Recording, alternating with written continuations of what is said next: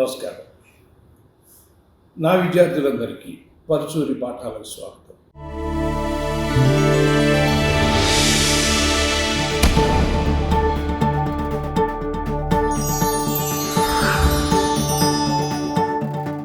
ఈ రోజున ఉస్తాద్ భగత్ సింగ్. పవన్ అంటే నాకు ఎంత ప్రాణం మీకు తెలుసు. అన్నగారిని ఎంత అభిమానిస్తానో అంత అభిమానిస్తాను పవన్. ఈ సినిమా విడుదలైనాక ఎందుకైనా మంచిది వెళ్ళి థియేటర్లో చూద్దామని అనుకున్నా కానీ నా ఆరోగ్యం దానికి సహకరించకప్పుడు వెళ్ళలేకపోయాను. ఏమైనా మనం ఈ ఉస్తాద్ భగత్ సింగ్ గురించి నాకు మంచి మాటలు చెప్పుకున్నాం. ఇంకా ఇలా చేస్తుంటే అనేవి కూడా, ఎందుకంటే విద్యార్థుల కోసం నేను ఎప్పుడు చెప్తూ ఉంటాను. అలా ఒక 4-3 పాయింట్లు కూడా ఉన్నాయి దీనిలో, అలా చెప్తాను. ఉస్తాద్ భగత్ సింగ్ యాక్షన్ కామెడీ అన్నారండి. ఇది మైత్రి మూవీ మేకర్స్ సినిమా. అంటే నవీన్ ఎర్నేని, ఎలమంచిలి రవిశంకర్ వారు నిర్మాతలుగా కాళ్ళు కనపడ్డాయండి. అక్కడ కథ, దర్శకత్వం, స్క్రీన్ ప్లే కూడా ఉన్నట్టుందండి. హరీష్ శంకర్. ఆ కింద మళ్ళీ స్క్రీన్ ప్లే సెపరేట్ కార్డులో దశరథ్, రమేష్ రెడ్డి అని కూడా 2 కార్డులు కనపడ్డాయి. అంటే వాళ్ళు కూడా స్క్రీన్ ప్లే సహకారం అందించారా, కథా సహకారం అందించారా, లేదు నాకు ఈ రమేష్ రెడ్డి అంటే రమేష్ గోపిల్లో రమేష్ ఏమో అనుకుంటున్నాను. ఎందుకంటే అతను ఒక కానిస్టేబుల్ వేషంలో కనపడ్డాడు సినిమాలో. బహుశా అతను ఏదన్నా కొంత సహకరించి ఉంటాడు ఏదన్నా సీన్లో. చెప్తూ ఉంటాను కదా మీకు, గవిక్కిని ఒరిజినల్ రైటర్ దొరకకపోతే ఆ సెట్లో ఉన్న వాళ్ళు ఎవరన్నా రాయగలిగితే వాళ్ళని అడిగి 1-2 డైలాగులు చేసుకుంటూ ఉంటారండి. అట్లా ఈ ఉస్తాద్ భగత్ సింగ్ అనే పేరేమో ఒక అద్భుతమైనటువంటి ఉరికమ్మానికి వేలాడినటువంటి గొప్ప వ్యక్తి గురించి. ఆ టోపీ అది పెట్టగానే భగత్ సింగ్ కోసం పెట్టారు పవన్ కూడా అని అనుకున్నానండి. అంటే ఒక స్వరాజ్యం కోసం పోరాడిన వాళ్ళు, సమాజం కోసం పోరాడిన వాళ్ళు, ఇలా రకరకాలుగా ఉంటా ఉంటారు. అలా ఉన్న వాటిలో ఇప్పుడు దీనిలో ఆర్టిస్టులుగా మనం కనుక చూసుకున్నట్టయితే పవను, శ్రీలీల, రాశీకర్ణ, ఆర్ పార్థిబన్, గౌతమి, రావు రమేష్, ఈ ఆర్టిస్టులు ఎంతవరకే కదని చాలామంది ఆర్టిస్టులు కనపడ్డారు. ఇంకా నాకు రమేష్ లాగానే.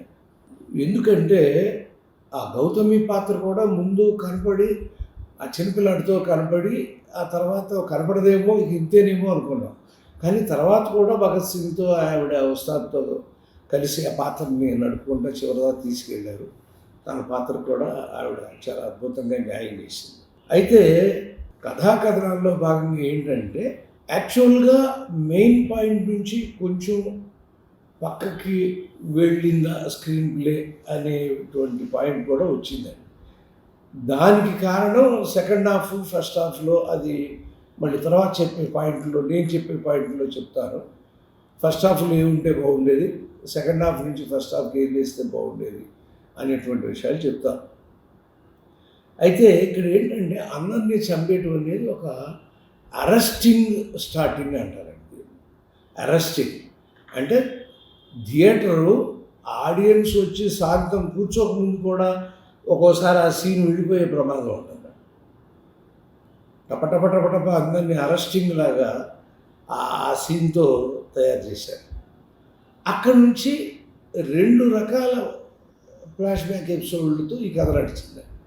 మొదటిదేమో ఉస్తాద్ భగత్ సింగ్ చిన్నపిల్లాడిగా ఉన్నప్పుడు జరిగినటువంటి కథ ఏంటి, ఇతన్ని ఎవరు ఆదరించారు, ఎవరి మూలంగా అతనికి ఆ మాత్రం జ్ఞానం వచ్చి ఒక పోలీస్ ఆఫీసర్, అసలు పోలీస్ ఆఫీసర్ అతను అనేది ఆ గెటప్లో ఎక్కడో ఒకసారి పవర్ని చూడబట్టి ఓహో ఇతను పోలీస్ ఆఫీసర్ కూడా క్యారెక్టర్ కూడా ఉంది అని తెలిసింది తప్ప, లేకపోతే ఉస్తాద్ భగత్ సింగ్ కథే అనుకునేవాడు.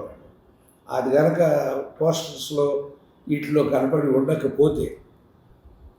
కాబట్టి అలాంటి ఒక పిల్లవాడు తనకి ఉస్తాద్ భగత్ సింగ్ అనేది వాళ్ళ గురువు పెట్టిన పేరండి, ఇతను పెట్టుకున్న పేరు కాదు. ఇది మంచి మెసేజ్ ఒకటండి. నాకు చెప్పాను కదా మీకు, నేను ముందే చెప్తానని. పిల్లలు పనిలోకి కాదు బడిలోకి వెళ్ళాలి. ఇది ఒక అద్భుతమైన ఒక హెడ్ మాస్టర్తో చెప్పించారు. ఎందుకంటే మా చిన్నతనంలో కూడా నేను మీకు ఎప్పుడన్నా చెప్పానో నాకు తెలియదు.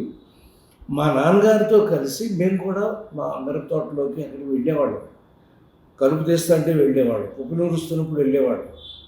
అంటే మరీ 5 ఏళ్ళప్పుడు కాదు కానీ 10-15 ఏళ్ళు వచ్చినాక అలాంటి పనులు చేసేవాళ్ళం. నాకు 10 ఏళ్ళు వచ్చినాయంటే మా అన్నయ్యకి 13-15 అట్లా వచ్చేసి ఉంటాయి.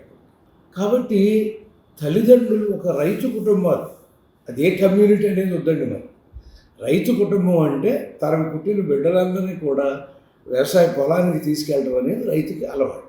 ఆ పాత్రని పరిచయం చేస్తా కూడా ఒక డైలాగ్ రాశాడండి. డైలాగ్ రైటర్ గాంధీ గారు అంటే గౌరవం, భగత్ సింగ్ అంటే ప్రాణం సార్. చూడండి, గాంధీ గారు అహింసావాది, భగత్ సింగ్ అహింసావాది కాదు. కాబట్టి వీళ్ళు అహింసావాదుల్ని గౌరవిస్తూనే మా ప్యాటర్న్ వేరు అనేటువంటిది. అలాంటి ప్యాటర్న్ నమ్మే కమ్యూనిస్ట్ పార్టీల్లోంచి ఎంతోమంది విడిపోయి ఎలా ఫారెస్ట్లోకి విడిపోయి ఎంత పోరాటాలు చేశారో మీ అందరికీ తెలుసు. మార్పులు తీసుకువచ్చే కుర్రాడు, మార్పులు తీసుకువచ్చే కుర్రాడు. చూడండి, ఆ పదాలు చాలా జాగ్రత్తగా రాశారండి రైటర్స్. మార్పులు తెచ్చుకోవడం వేరు, సమాజంలో మార్పు తీసుకురావటం వేరు. సో ఈ ఉస్తాద్ భగత్ సింగ్ అనేటువంటి క్యారెక్టర్ని హరీష్ శంకర్ గారు ఎందుకు వాడుకున్నాడంటే సమాజంలో మార్పు కోసం వాడుకున్నాడు. ఆ సమాజంలో మార్పు కోసం వాడుకున్నప్పుడు అతన్ని పోలీస్ పాత్రలో ప్రవేశపెట్టి, మేము రాసామండి, బాలయ్యకి రాసాం, చిరంజీవి గారికి రాసాం, చాలామందికి పోలీస్ క్యారెక్టర్లు రాసాం. పోలీసు ద్వారా జరిగేటువంటి మార్పు ఒకటి, ఆర్ నారాయణమూర్తి గారి సినిమా పద్ధతిలో వెళ్ళిపోవడం ఒక పద్ధతి. ఈయన కనుక మన పవన్ కళ్యాణ్ గారిని ఆ స్కూల్ ఆఫ్ ట్రీట్మెంట్లో వెళ్ళిపోతే లవ్ ఉండదు, సాంగ్స్ ఉండవు, ఉంటాయి, అవన్నీ విప్లవాత్మకమైన పాటలు ఉంటాయి. మరి పవన్ బాడీ లాంగ్వేజ్కి గమికిని అవన్నీ చూస్తారో లేదో అనేటువంటి భయం కూడా నిర్మాతలకు ఉంటుంది. మైత్రి మూవీ మేకర్స్ ఎంత మంచి సినిమాలు తీశారో మీ అందరికీ తెలుసు. మనకి దీనిలో వచ్చింది ఏంటంటేనండి, ఒక సమాజంలో మార్పు కోరుకున్న కుర్రవాడు యాక్చువల్గా అయితే గన్ పట్టుకుని వెళ్ళిపోవాలి. గన్ పట్టుకున్నాడు, కానీ యూనిఫామ్తో కూడిన గన్. లాస్ట్లో మీరు గమనిస్తే టైటిల్స్, రోలింగ్ టైటిల్స్ ముందు గన్నుతో కాలవలేదండి, కత్తితో. అంటే ఆ గన్నుకి వాడ్డా అతను, అంటే పోలీస్ ఆఫీసర్ ఉద్యోగం బహుశా వదిలేసి మళ్ళీ అడవిలోకి వెళ్ళిపోతే అతను ఏం చేస్తాడంటే మనకు తెలియదు. కాబట్టి ఇవన్నీ కూడా ఒక అద్భుతమైనటువంటి ఆలోచనాత్మకమైనటువంటి చిత్రం అండి ఇది. మనకేంటంటే దాన్ని బాగా ఈ గంజాయి ఇలాంటివన్నీ తీసుకొచ్చేసి ఇవాళ సమాజంలో యువతరాన్ని నాశనం చేసేస్తారు. అలా నాశనం చేయటానికి అంగీకరించుకున్నటువంటి ఒక వ్యక్తే డైరెక్ట్గా ముఖ్యమంత్రి స్థానంలో, అంటే వీళ్ళ గురువుని ఇతను ముఖ్యమంత్రిని చేస్తే ఆయన్ని కాల్చి ఆయన బెడ్ మీదకి వెళ్ళినాక ఇతను వచ్చేసి మళ్ళీ ఆ ముఖ్యమంత్రి స్థానంలోకి రీచ్ అవ్వడానికి అపార్థిబన్ పాత్ర చేసినటువంటి ప్రయత్నమే ఈ స్క్రీన్ ప్లే అంతా తీసుకొచ్చారు. పోరాటం ఒక పోలీస్ ఆఫీసర్గా చేశాడు. మీకు చెప్పినట్టు పోలీస్ ఆఫీసర్గా చేసినా కూడా చాలా చోట్ల చట్టాన్ని ఆయన చేతిలోకి తీసుకుని చాలామందిని కాల్చేశాడు. చట్టాన్ని నిజానికి పోలీస్ ఆఫీసరు చేతుల్లోకి తీసుకోకూడదు. ఎంతసేపు తను లీగల్గా సాధించాలి, కోర్టు ద్వారా లేదా అరెస్ట్ చేసి అలా చేయాలి తప్ప డైరెక్ట్గా కనిపెట్టాలని కాల్చేయదు. అందుకని ఈ హరీష్ శంకర్ ఏం చేసుకున్నాడండి, మామూలు సాధారణ విలన్లను కాకుండా ఉగ్రవాదుల్ని తీసుకొచ్చాడు. ఎప్పుడైతే ఉగ్రవాదుల్ని తీసుకుని వచ్చాడో ఆటోమేటిక్గా ఆ కాల్చింది తప్పు కాదు అనేటువంటి భావన ప్రేక్షకులకు కలిగించాడు. అంతే కదా, మరి వాళ్ళు ఇష్టం వచ్చినట్టు మనుషులందరినీ చంపేస్తున్నారు, ఇతని కళ్ళ ముందే చంపేశారు.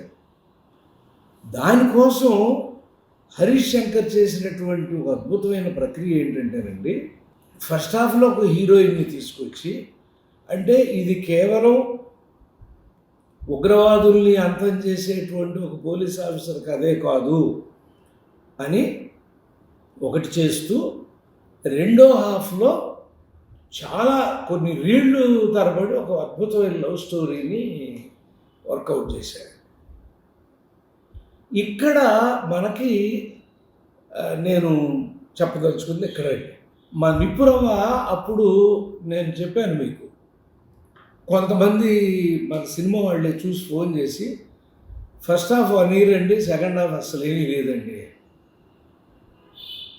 అలా దానికి కూడా కారణం ఏంటంటేనండి, ఫస్ట్ హాఫ్లో యాక్షన్ అంతా ఎక్కువ వెళ్ళిపోయి సెకండ్ హాఫ్లో ఆ లవ్ సీన్లు ప్రేమ చూడబుద్ది కాదు.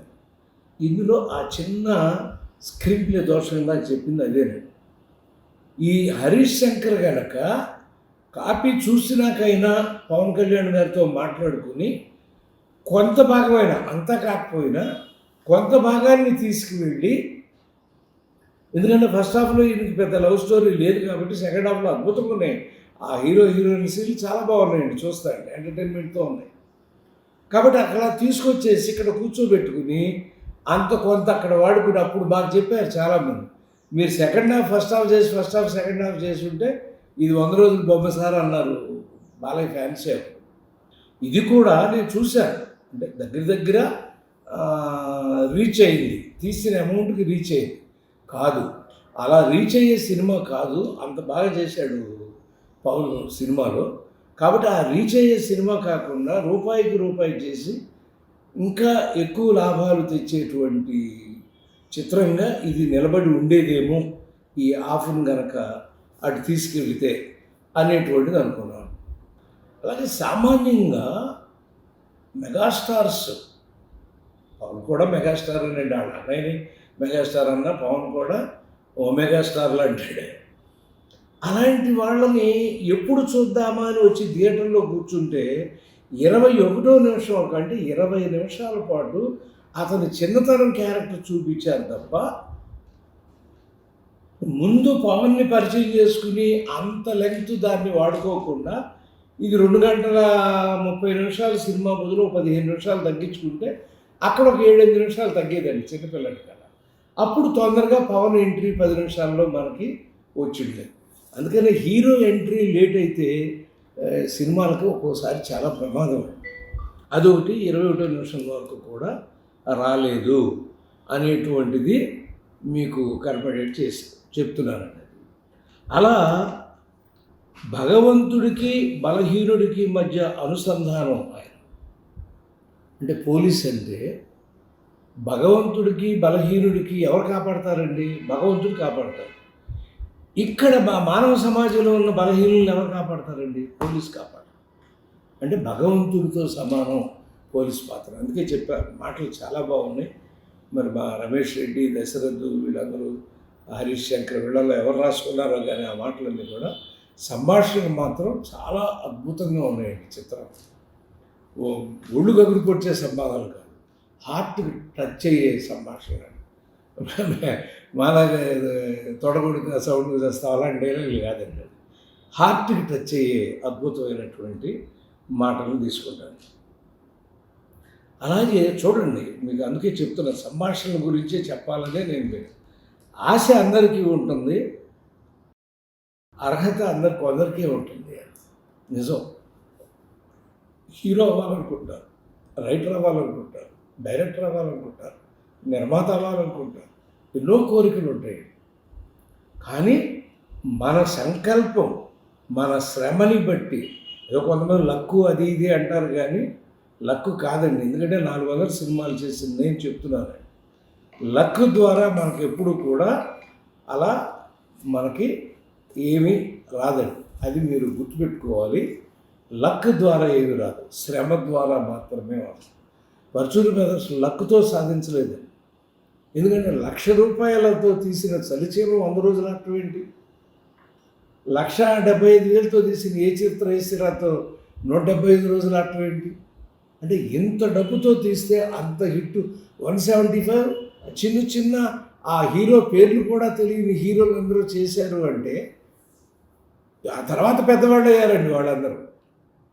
కానీ మేము సినిమా తీసే రోజు చాలా చిన్నపిల్లలాగా వాళ్ళందరూ. యాక్చువల్గా ఈ చరిత్ర ఎర్రసిరాతో నేను రాసిన నాటికి పేరు. కానీ మళ్ళీ ఎర్రసిరాతో అంటే ఇదేదో ఓన్లీ కమ్యూనిస్ట్ ఫిల్మ్ అనుకుని యూత్ రారేమో, క్లాస్ రారేమో అని ఈ చరిత్ర ఏ సిరాతో రాయాలి ఇప్పుడు నడుస్తున్నటువంటి చరిత్రని అనేటువంటి ఒక అద్భుతాన్ని మనం ఆవిష్కరించడం జరిగింది అందులో. అలాగే ఇక్కడ కూడా ఆశ అందరికీ ఉంటుంది, అర్హత కొందరికీ ఉంటుంది అనే మాట వినగానే నాకు ఆ సినిమాలో అలా గుర్తొచ్చినాయి. అంటే అంత హార్ట్ టచింగ్గా తీసుకెళ్లాల్సి వచ్చిందండి. నేను మెడ పట్టుకుంటే తొడగట్టినట్టే అని విశ్రాంతి వేయటం కూడా మామూలు కాదండి షాట్. నేను టక్కన అలా పక్క చూసి ఇది విశ్రాంతి అనుకుంటా అన్నాను. ఎలా అయిందో కూడా తెలియదండి, కరెక్ట్గా అది విశ్రాంతి అయ్యింది. ఆ టైంకి అది అయ్యిందండి, కరెక్ట్గా విశ్రాంతి అయ్యింది. ఆ విశ్రాంతి తర్వాత ఏ మోరల్ లవ్ స్టోరీ, అదే ఇందాక మీకు చెప్పినట్టుగా ఏ మోరల్ లవ్ స్టోరీ. అదే కనుక నాకు ఇప్పుడు కూడా, అంటే నేను చెప్పింది కరెక్ట్ అని మాత్రం నేను ఎప్పుడు చెప్పలేను. ఒక 400 సినిమాలు రాసిన రచయితగా, ఎన్నో స్క్రీన్ ప్లేల్లో కూర్చున్న రచయితగా, స్క్రీన్ ప్లేలు రాసిన రచయితగా, సంభాషణలు రాసిన రచయితగా, ఈ భాగం అటు ఆ భాగం ఇటు మీకు చెప్తున్నాను. కలిసి ఉందారావులో ఏం చేసామో మీకు, మీరు వెళ్ళి నా పాఠాల్లో పాటకెళ్ళి చూస్తే ఏది ఎక్కడికి తీసుకొచ్చి పెట్టామో మీకు చెప్పాను. అలా చేసి ఉండకపోతే ఏమయ్యేది? అవన్నీ సూపర్ హిట్లే 200 రోజుల సినిమాలు ఆడినాయి అంటే అలా జాగ్రత్తలు తీసుకోబట్టే. చిరంజీవి గారి ఇద్దరాలో కూడా కొన్ని జాగ్రత్తలు తీసుకున్నామండి, అది మీకు అన్నీ తెలుసు. ఒక డైలాగు లేకపోతే హీరోయిజం పడిపోతుందని చిరంజీవి గారు అక్కడి నుంచి నార్త్ ఇండియా నుంచి ఫోన్ చేస్తే, తప్పు మా వైపు ఉంది కాబట్టి తలదించుకు పెడుతున్నా, లేక తలలు తీసుకువెళ్ళేవాడిని అనేటువంటి మాట ఫోన్లో, ల్యాండ్లైన్ ఫోన్లో చెప్పిన మాట అండి. మొక్కే కదా అని పీకేస్తే పెక్కొస్తాను ఎదురుగా షాట్ జరుగుతుంటే చెప్పినటువంటి మాట అండి. సో రచయితలకి స్పాంటేనిటీ అనేది కూడా ఉండాలి. ఇది బాగా గుర్తుపెట్టుకోండి. గబిక్కిని రైటరు ఇదేంటో తేడా కొడుతుందండి అంటారు గబిక్కిని ఆర్టిస్టులు. అనగానే లేదు కరెక్ట్గా చేయండి అని మనం అనకూడదండి. ఒక్క నిమిషం ఆలోచించాలి. ఎందుకంటే వాళ్ళు ఉన్నిరంలోకి వెళ్ళిపోయి నటిస్తూ మాట్లాడుతున్నప్పుడు తేడా వచ్చేస్తుంది కదా మనకి. అది కూడా మీరు గమనించుకోవాలండి. ఏమైనా మళ్ళీ చివరికి వచ్చేసరికి కూడా చాలా మంచిది చేసింది ఏంటంటే, పార్థివన్ గారు కూడా ఒకప్పుడు ఒక అద్భుతమైన హీరో అండి. ఆయన చేత విలన్ పాత్ర వేయించడం కూడా సాహసమే. నాకు భయంగా ఉంది, ఈయన ఏం చేస్తాడు ఆయనే చంపుకోవాలి అనేటువంటిది ఒకటిను. అలాగే గన్ కింద పెట్టేసి పార్థిబన్ని పక్కన కూర్చోబెట్టి ఆయన కొడుకుని కత్తితో పడవడం కూడా, తుపాకీతో. అంటే ఇప్పుడు పోలీస్ ఆఫీసర్ కాదు అతను, తుపాకీతో కాలిస్తే క్రైమ్ అయిపోతుంది. ఎలాగో అడుగులోనే ఉంటున్నాడు, కాల్చి వెళ్ళిపోయినా పర్వాలా. కానీ ఎంత జాగ్రత్త తీసుకున్నారు రైటర్లు అంటే అది కూడా ఉదాహరణ. అలాగే పార్థిబన్ క్యారెక్టర్ని ముగించినటువంటి తీరు కూడా చాలా బాగుంది. సో ఇప్పుడు మనం చెప్పుకున్నటువంటి ఈ మార్పులన్నిటితో సినిమా చేసేస్తే ఇంకో 100 కోట్ల పైన చేస్తుందని నేను చెప్పట్లేదు. కానీ స్టూడెంట్స్ కోసం నేను ఏం చెప్తున్నానంటే, ఇలాంటి కథలు రాసుకున్నప్పుడు ఆయన ఒక పోలీస్ రౌడీ ఇన్స్పెక్టర్, పేరే రౌడీ అని పెట్టేవాడు. అంటే అర్థమైపోతుంది ఈ ఇన్స్పెక్టరు కొంచెం రౌడీ బిహేవియర్తో ఉంటాడు తప్ప రియలిస్టిక్ ఇన్స్పెక్టర్ లాగా ఉండడం మీకు అర్థం అవడం కోసమే టైటిల్లోనే మీకు ఇచ్చేవాడు. ఇక్కడ మీరేం చేశారు, ఉస్తాద్ భగత్ సింగ్ అనగానే ఒక ఐడియా ఇచ్చాడండి. భగత్ సింగ్ ఊరి తీయటానికి చూస్తాడు తప్ప ఊరించడానికి చూడు, అందించాడు. కానీ అలా కొంచెం ఆ టైటిల్లో కనుక కొంచెం జాగ్రత్త తీసుకుని భగత్ సింగ్ దగ్గరికి వెళ్ళకుండా ఇంకేదన్నా మంచి పేరు కనుక పెట్టేసి ఉంటే టైటిల్లో కూడా, అప్పుడు ఈ ఎక్స్పెక్టేషన్ వేరే ఉండేది ఆడియన్స్కి. ఇప్పుడు రౌడీ ఇన్స్పెక్టర్ అంటే వచ్చి కూర్చుని అదే ఎక్స్పెక్టేషన్తో థియేటర్లో కూర్చుంటారండి వచ్చి. అలా మీ అందరికీ నేను తెలియజేసేది ఏంటంటే, టైటిల్ పెట్టేప్పుడు, సంభాషణ రాసేప్పుడు, స్క్రీన్ ప్లే రాసేప్పుడు మనం చూసుకున్నప్పుడు టైటిల్ గురించి ఒక మాట మాట్లాడుకుందాం, సంభాషణలో ఎన్ని మంచి మాటలు ఉన్నాయో చెప్పుకున్నాం, రాంగ్ లీడ్ చేసిన మాటలు కనపడలేదు, అదే టైటిల్లో చిన్న కనపడిందని మీకు తెలియజేశాను. అలాగే పాత్రల సృష్టిలో కూడా you should not create unwanted characters. ఎందుకంటే పాత్రలు ఎక్కువైపోయినప్పుడు పరిధి దాటిపోతుందండి బ్రెయిన్. సో విద్యార్థులారా, ఇది ఒక్కసారి మళ్ళీ నేను ఈ పాఠం చెప్పాను కాబట్టి మీరందరూ కూడా ఉస్తాద్ భగత్ సింగ్ సినిమాని చూడని వాళ్ళు, చూసిన వాళ్ళు నేను చెప్పిన దాన్ని బట్టి మరొకసారి మీకు టీవీలో నెట్ఫ్లిక్స్లో కనపడతాను కాబట్టి చూసి ఓహో ఇది ఇదా అని మీరు తెలుసుకోవచ్చు. అలాగే మాటలు ఎలా ఉండాలి అనేది తెలుసుకోవచ్చు, పాత్రలు ఎలా ఉండాలనేది కూడా ఈ సినిమా మీకు ఒక అద్భుతమైన ఉదాహరణ అవుతుంది. కాబట్టి చూడని వాళ్ళందరూ తప్పనిసరిగా నెట్ఫ్లిక్స్లో అయినా ఈ చిత్రాన్ని చూసి మా పవన్ని ఆశీర్వదించాలని కోరుకుంటూ దర్శకుడికి, రచయితలకి, నిర్మాతలకి అందరికీ శుభాభివందనాలు తెలియజేసుకుంటూ సెలవు తీసుకుంటున్నాను. నమస్కారం.